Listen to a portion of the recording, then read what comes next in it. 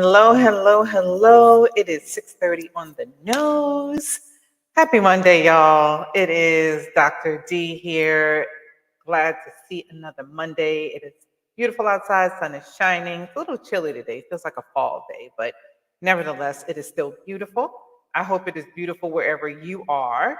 If you are either listening to the replay or on live. So this is what are your thoughts, right? So every week, every Monday, I pick a topic that relates to data and naturally education, and things that are applicable to for us as school leaders or leaders in general as it relates to education, like how these articles relate to the work that we do.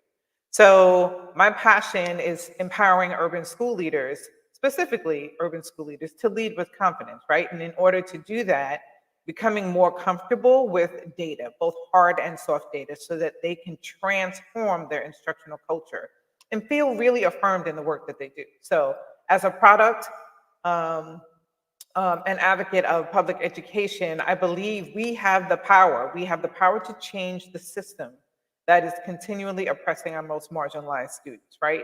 I do this because I was one of those students.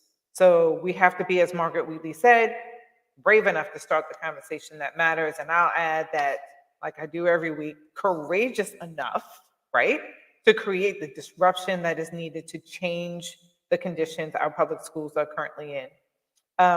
So we need action now, which is one of the reasons I hop on here every week and hope that you all join in on the conversation so that we can connect issues and articles and data and have the conversation go even further.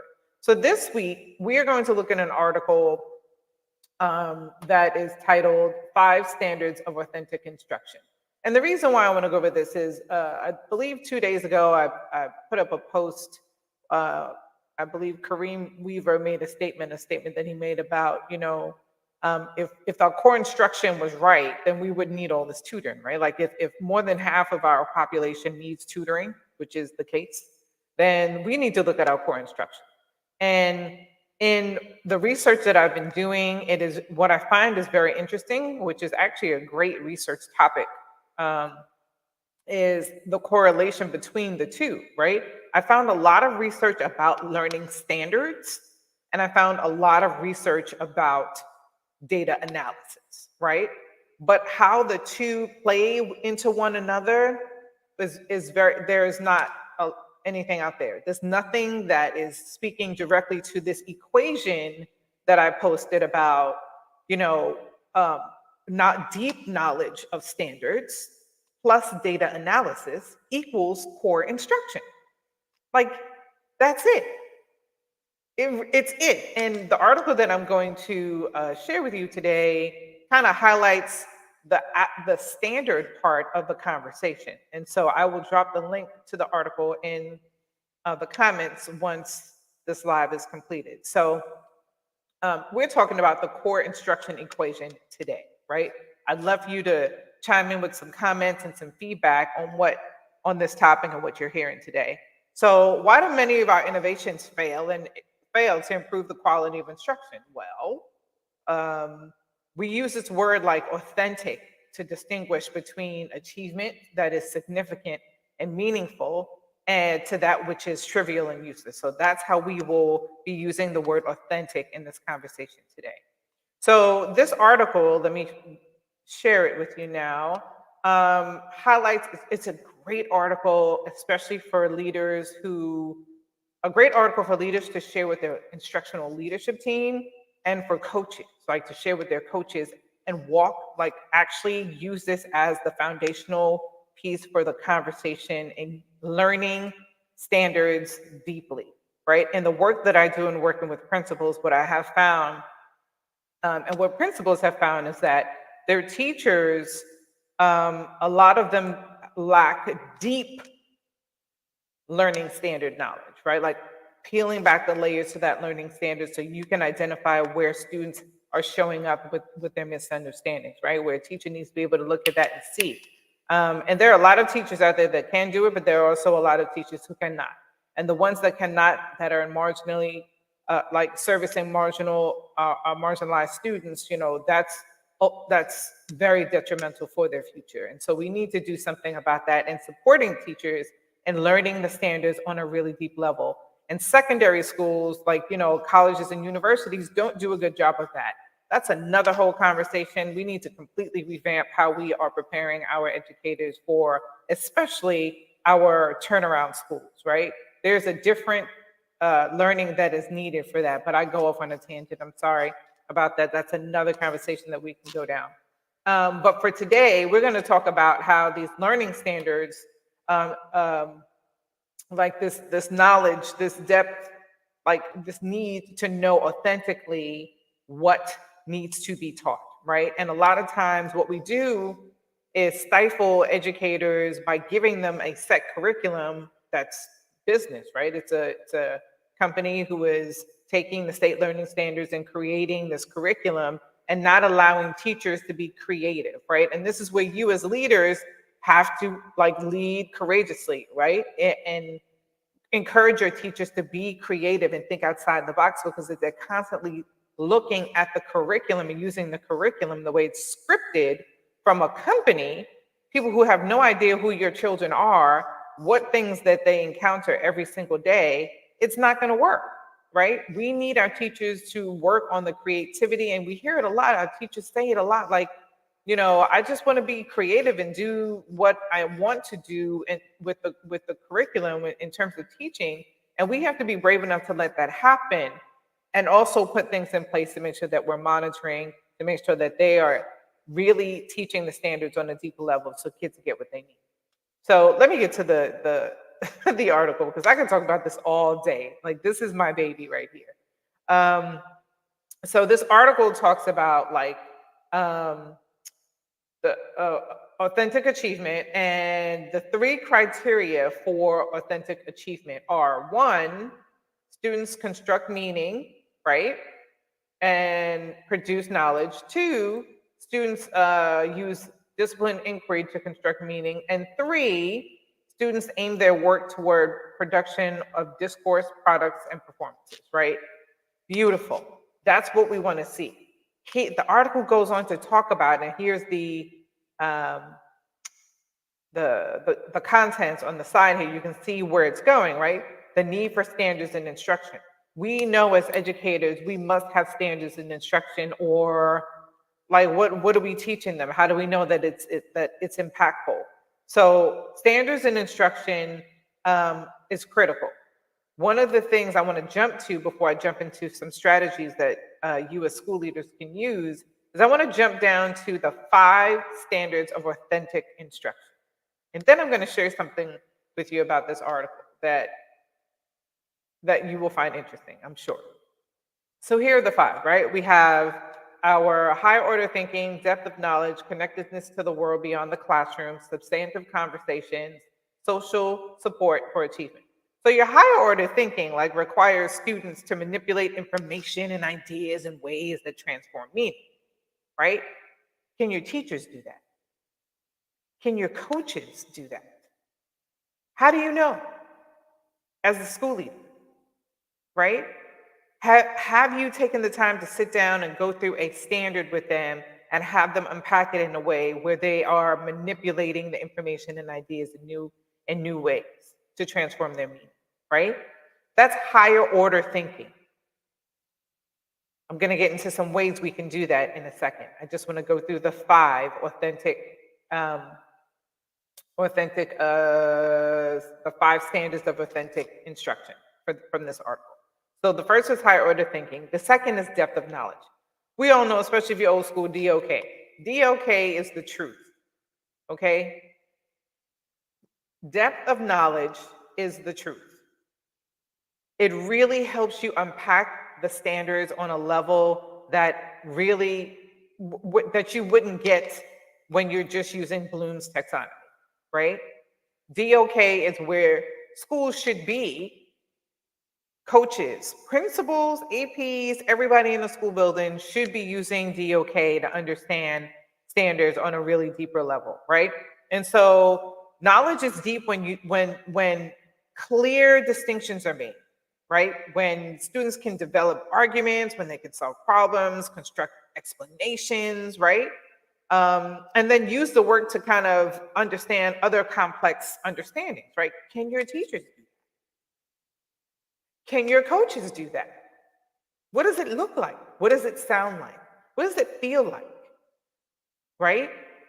Again, this connectedness to my prior lives about, emotional intelligence and making sure that you're staying connected with your staff stay connected with the students, right? All of this comes into play in this as well, which is when you are asking them or going through the practice of seeing whether or not they can actually engage in these practices as well, right? Practices meaning making clear connections, developing arguments, solving problems, those kinds of things. The other one, connectedness to the world, right? I'm not even going to go through that one because we know what that means. So I'm going to skip that because you pretty much have an idea what that means, even if it's pretty self-explanatory. How connected is the learning for the student? And if you are using a pre-scripted curriculum, how connected is that? How many of you as school leaders are actually allowing your staff to use the curriculum as a foundation, but pull in information and activities and materials that are relevant to that student's life, right? That is what is needed. I have a colleague who talks about culturally responsive teaching as her practice as a coach. And this is what she talks about, right? And it's so critical for us to make sure that our students are connected to what they are learning. Why is it important for them to learn? Okay. The fourth thing, I don't want to say thing, I must go back up, standard of authentic instruction is substantive conversation, right? I worked in Baltimore City Public Schools, and on the teacher rubric, there's something called, there's something on the I think it's T6, where it's the conversation. I forgot the technical words for it, but it was a great, I loved seeing it and using it in conversations with my teachers around the discourse that is going on in classrooms among students, right? So substantive conversation is around the dialogue that builds coherently on like your on your students' ideas to promote an improved collective understanding of a theme or topic, right? So like a Socratic seminar, or using protocols like that where students get to build on one another's conversation so that as you are engaging in it, they are learning about the topic instead of you standing and delivering as a teacher, right? And those things can happen across grade levels. So substantive conversation is number 4. And then the 5th one is the social support for student achievement.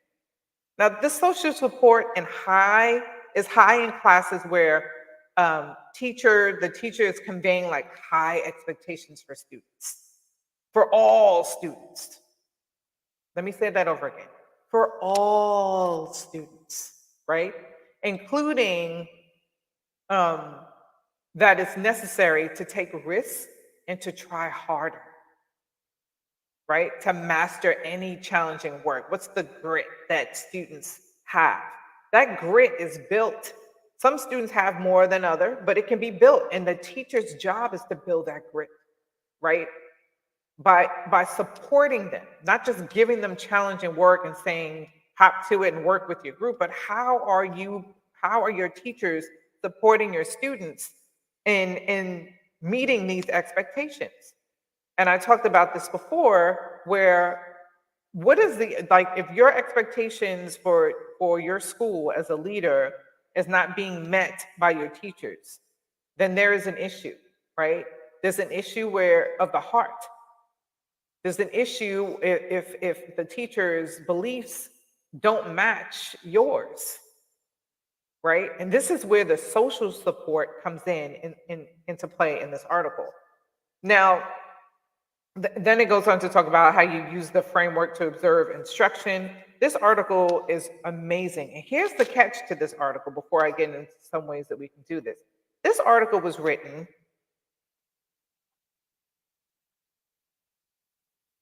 in 1993, y'all. I need you to check that out for a second. Like 1993. And the things in this article work today. And here is what I say when I'm saying, like, we get so caught up in what's flashy and new, all of these new initiatives and new things that are going on. It's a distraction because all of these new things are not working. My first question for you it was, why do many innovations fail to improve the quality of instruction or student achievement? There are many theories about this. I believe in what Dr. Lavelle Brown said about slowing down, right? Encouraging and connecting and patience and love. I believe that. I also believe that it should be coupled with expectations and strategic planning of deep knowledge of the learning standards coupled with data analysis. That's going to equal your core instruction. Okay? 1999, y'all. That is over 30 years ago.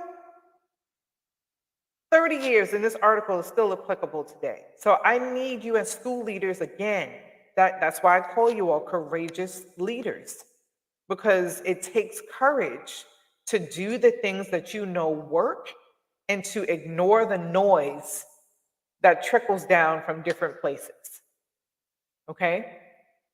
So I'm going to provide now some ways that you can begin to do this. And this is perfect timing right now in April.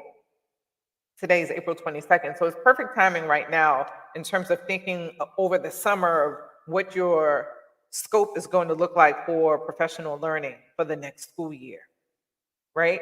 The school year isn't over. That's another conversation I'll get into at another time. But this is perfect timing for you to kind of think about that. So let me get into some strategies, right? So implementing the equation where learning standards plus data analysis equals core instruction can really strengthen teacher effectiveness, right? And again, when I'm speaking to you as a leader, I'm speaking to you so that you can speak to your leadership team and your leadership team carries this work. Right? But keep that in mind. So here are 3 direct ways that you can embrace this equation. Learning standards plus data analysis equals core instruction. So the first thing is develop an understanding of the learning standards. Like point blank period. That's the first thing. Right? And it can happen in different ways. So let me just run through 1 or 2. So one is initiating a comprehensive training session to deepen the understanding of learning standards across subjects. Let's just stick with ELA and literacy right now. Just like learning new vocabulary, this protocol looking at student work has to be done in context and not in isolation. Right? This protocol requires vulnerability, which is critical for you. That's your encouraging the heart piece. That's your soft data that I keep talking about, right? These collaborative sessions should focus on how the standards dictate what students need to learn. Those are the standards that are written and achieve at each grade level. Those are the standards that are written already. The goal here is to ensure that each one of your teachers knows these standards thoroughly, right? So that a 3rd grade teacher can tell just from looking at a student's work, just from looking at it, capturing data, informal data, just from looking to say, I can tell where he has his misunderstandings with this standard. I need to go back to the last 2nd grade standard to reinforce that with him, to see how far back he needs, his understanding is. Now, I'm not saying don't teach the grade level. What I'm saying is have knowledge of the standards well enough that you can look at them and identify where the misunderstandings are along the trajectory of learning and standards. Okay? This requires systems, right? Do you have collaborative meetings in place? A collaborative meeting will provide the time and space to develop these shared understandings. Does the leadership team know the standards deeply? Right? Another way to learn more about the standards, again, this is about vulnerability with your staff and establishing an environment of openness and trust, right? This is your emotional intelligence work here, right? Peer observations. So your PLCs, right? Professional learning communities, requires systems. So you set a structure for teachers to observe their colleagues, their peers' classes, as a way to see how different standards are being taught across subjects, right? Or throughout that one subject, let's just say ELA, um, uh, through the grade levels, right? This can provide new ideas and perspectives on effectively teaching the standards into daily instruction, right? You must, again, these things require a connection to your emotional intelligence work. The second thing, another step that you can take, that, and this is critical because this is the data analysis piece, right? Integrating data analysis into your regular teaching routine. So we do have, like for the collaborative piece, the data cycle, which is another whole, that's a training that I do. It's also going to be included in my book coming out very soon. And it's also a part of the work that I do in my Innovative Leader uh, program, group coaching program. These are the pieces that I support leaders with, right? So the second one is integrating data analysis into regular teaching. How do you know, or how do your teachers informally assess where students are? A lot of times teachers, and this is again because of the curriculum that is provided to us from companies, won't assess students until the end, right? An exit ticket or some kind of something. When assessing should be occurring throughout the lesson informally. It could be a checklist. And here's the thing, when you are integrating data analysis into your regular teaching routine, you have used number one, you've gone to your collaborative meeting and you have decided that we're all going to teach this lesson. And these are the things that we're going to look for because you've actually gone through the lesson yourself as the teacher. Your coaches, school leaders, your coaches have made your teachers do the lesson and the exit ticket so that they understand what an exemplar response or engagement looks like. And then they can use that as the I don't want to say grading tool, but the assessment tool, the informal assessment tool to see where students are. And then as that lesson is being taught, they are using that rubric that they've created because they've gone through it themselves, and they're now gauging where students are throughout the lesson, not at the end. Right? Regularly doing this builds the muscle of your staff. It builds your muscle as well. If you're providing them with the tools, you're helping them create the tools so that they understand it, right? Not just giving it to them and say, here's something else for you to use and do. Teachers hate that. They don't want you to give them anything else. Now, if you include them in the process, this cyclical process of during these collaborative meetings, looking at student work protocol, look that up. I don't have time to talk about it right now because time is a ticking. But the looking at student work protocol will help you and your staff truly understand what standards look like in core instruction, what to look for. And then the integration of the data in these regular classroom lessons is what teachers are bringing back to the next collaborative meeting to talk about. They're bringing all the exit tickets back and they're examining it again, they're examining the exit ticket and comparing it to the actual task and looking at the learning standard to see, is there alignment among these three things? How do we know? What does the student know based on the student's response? Where are the gaps, right? This is data literacy training. That is what your staff needs. If you are feeling any gaps in that, that's what your staff needs. I'm gonna move faster. So share your thoughts right now. The third thing that I want to share with you is fostering a culture of this continuous improvement. Like we are here, involving students in the work is critical. Give them the rubric before they go, before you assign a task to them so that they understand what success looks like.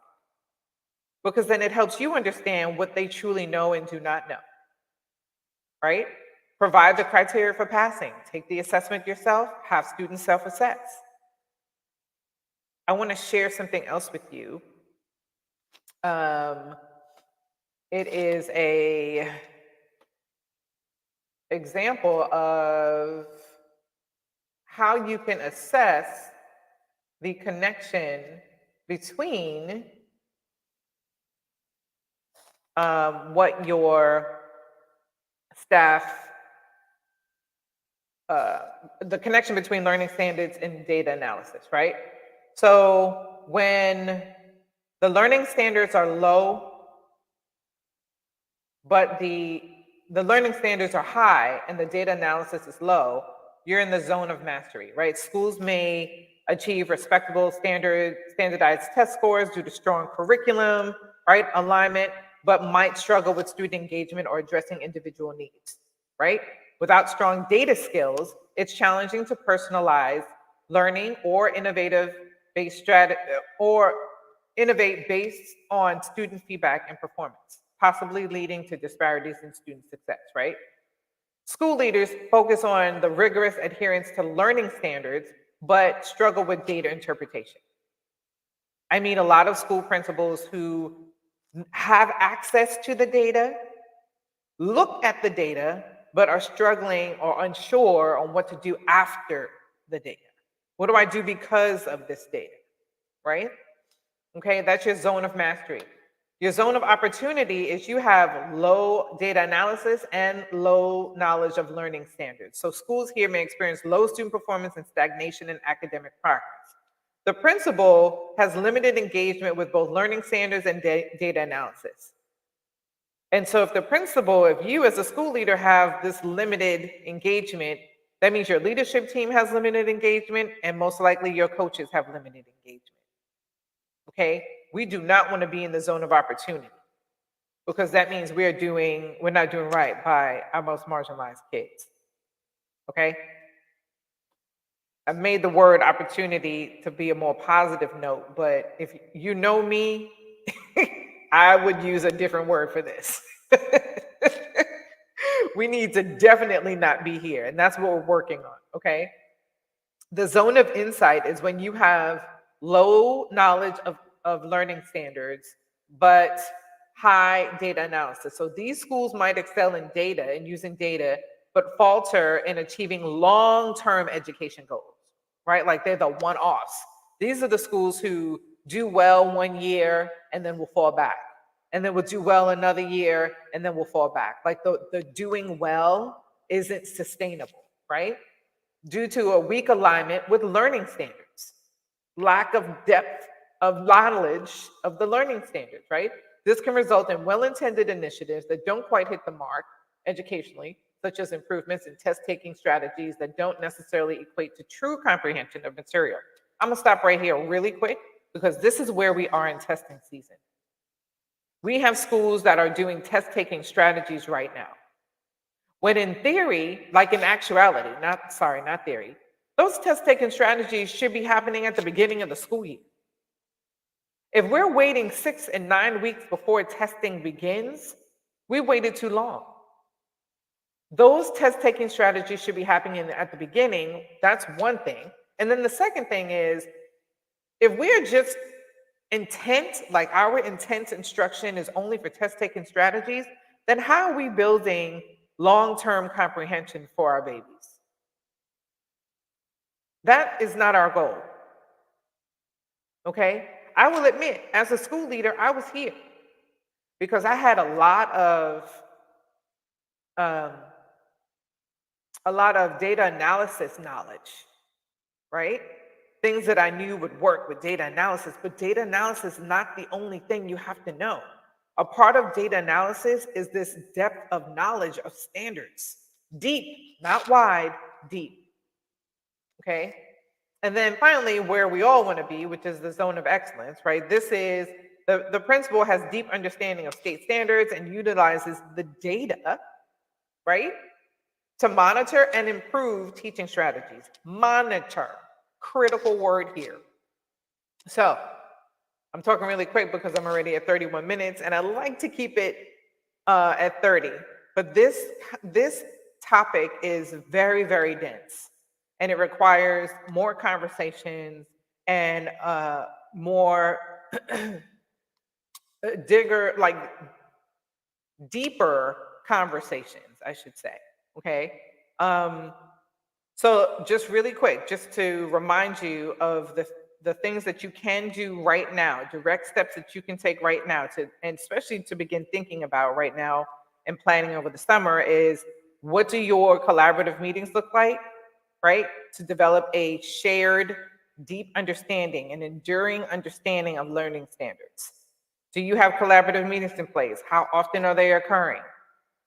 Right? Are you looking at student work? Look it up. The looking at student work protocol. Use it. Your staff will appreciate you for it. Trust me, all teachers want to do better by kids. People just get stuck because they're unsure of what to do.